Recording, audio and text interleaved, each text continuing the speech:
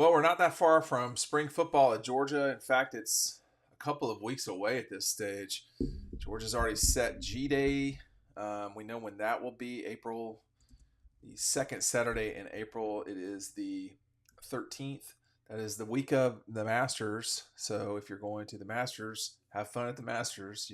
You'll be okay not going to G Day.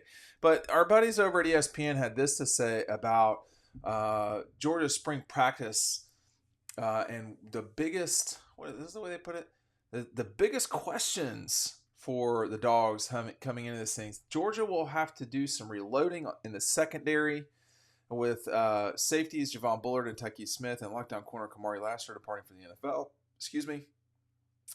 Kirby has loaded up on highly regarded defensive backs and piecing together a reliable rotation will be a key this spring. So I think that's completely. I mean, there's Mark Schleybaugh who wrote that. Who, for those of you who are not familiar with Mark Schleybaugh, has covered Georgia at least to some degree for the bulk of this century. So he's got some understanding of the Dogs too. I think the key here is going to be what happens. I mean, you've already got one of the best secondary. You got one of the best players in secondary in the country, which is Malachi Starks. Okay, he's one of the best players, period, out there. Everett is a guy that I think that is really important coming into this thing because as I take a look over here, you've got Starks and Everett were both high-level players who, top 100 players who are the oldest guys in the secondary now. I mean, take out Dan Jackson. But, Julian Humphrey as well is important. I think on that front, you've got, if you just start with those guys, you can go pretty far this spring. What we don't know is what will happen with Ellis Robinson. I mean, if you're as good as it appears that he's going to be, particularly at corner, you're not going to be hanging out on the bench for long. I mean, if you're that gifted of an athlete anyway, you're going to be playing. So I don't know where we're headed there, but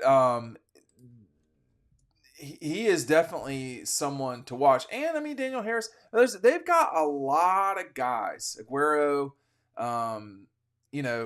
they've got a lot of players. I do not know, having watched a lot of KJ Bolden this year, I don't know where he fits right away in terms of, I mean, none of these guys, I've seen him more than anybody, that maybe with the exception in the recent world of Malachi Starks and Brock Vandergriff. I mean, I saw both of those guys a lot.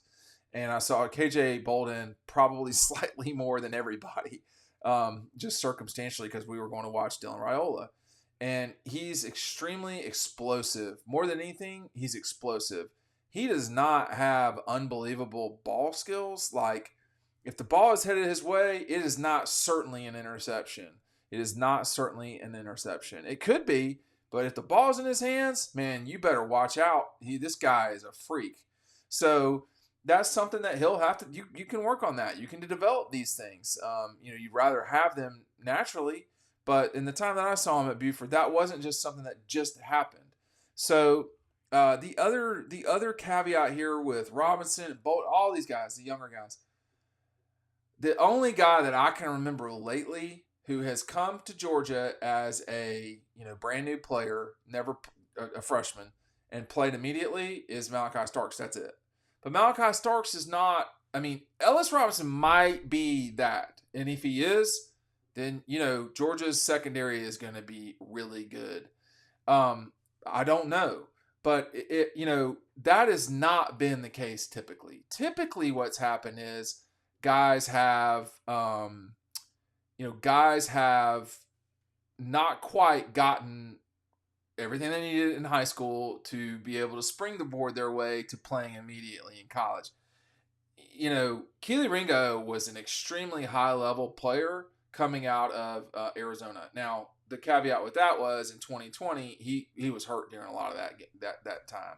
Whoever else, Richard LeCount, I mean, Like there have been guys who have been highly considered very high level prospects coming out of high school. It's just really hard to come in at Georgia and play a lot. I mean, it doesn't. It's. I mean, even Javon Bullard.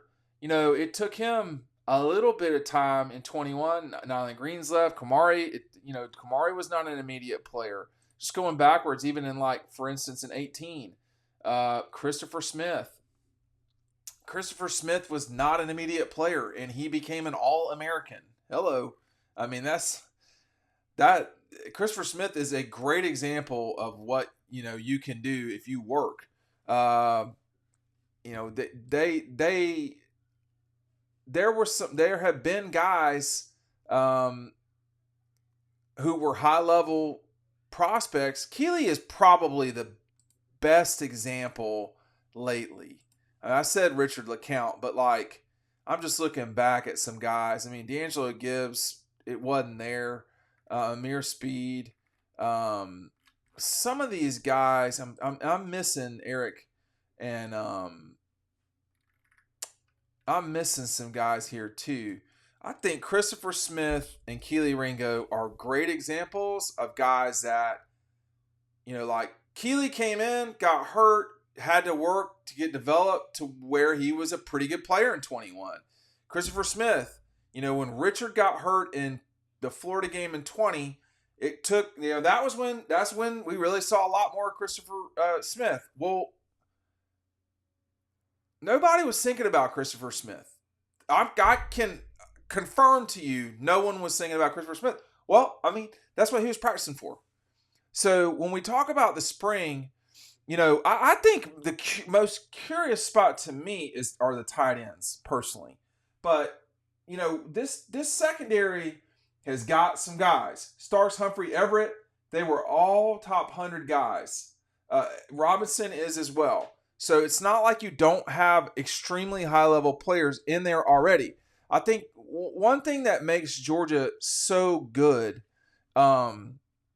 that KJ Bolden is a top 100. I mean, there's a lot of extremely high-level players that are gonna be in this program. I mean, Robinson and Bolden both are cannot miss guys in theory, whatever that term means. So, all I'm saying is, and having been a freshman playing sports, that's a lot. It's hard to pull that off. There's a lot to remember. There's a lot for your body to understand and remember. There's a lot that goes on with all of this it's harder than it seems. So I think, when we talk about that secondary, there were question marks around Lassiter too. There were question marks for sure around Lassiter, Keeley, everybody, Eric Stokes. They're you have question marks about guys, because the truth of the matter is, with secondary particularly, really everybody, but secondary, it looks worse a lot of times than it really is. Because, whenever anybody completes a pass, it's like, oh my God, what did they do wrong? They didn't do anything wrong. The offense just executed. That can happen. I mean, that happens often, actually. That's how they gain yards. But, when you think about Georgia's DBs over the last, since Kirby's gotten here, they've had some really good players. They've had some first-round draft pick guys. They've had, guys who have gone down in Georgia history forever. I mean, Keely Ringo is the modern-day Lindsey Scott, period. He just is. And then you've got guys like Bullard, Starks, Lassiter lately here who have been really good players. Malachi Starks definitely can be a first-round draft pick for sure. So, I don't think that this is a massive concern for Georgia this spring. I think it is something that, as we get ready, it is something to monitor. Do you need to worry about the offensive line? No. Quarterback? No. Wide receivers? And I don't really know that you need to worry about the wide receivers. They have a lot of guys who have played a lot of ball for them. Are they Marcus Rogers-Saint and Lab McConkey? No, but those guys weren't who they developed into at the beginning either. So I mean, the defensive line. I mean, a lot of that is back. The linebackers, we know where we're going on that front. I mean, so I get where Mark is coming from with this discussion. I mean, part of what we've hit the time of the year where, for those of us that do what I do, this is not an ideal time of the year. I mean, there's not a lot of content out there. So then these stories come along, But I can't disagree that it's an important one. I don't know that it's the quote biggest spring question. I mean, for Ohio State, they're talking about Will Howard. Well, that's an easy one. At Oregon, who's going to replace Bo Nick? Anytime you're asking about the quarterbacks, yeah. I mean, that's catnip for everybody. I mean, all of the top five, these are all quarterback questions. I mean, all of them. Notre Dame, Mark's got Notre Dame in his top five. I mean, we'll just see about that. But Riley Leonard, Texas, what will the passing game look like? Oregon, who will win the quarterback battle? Ohio State, Will Howard. Georgia, what's the secondary going to look like? I mean, I think when you've got particular things like your quarterback and your head coach back,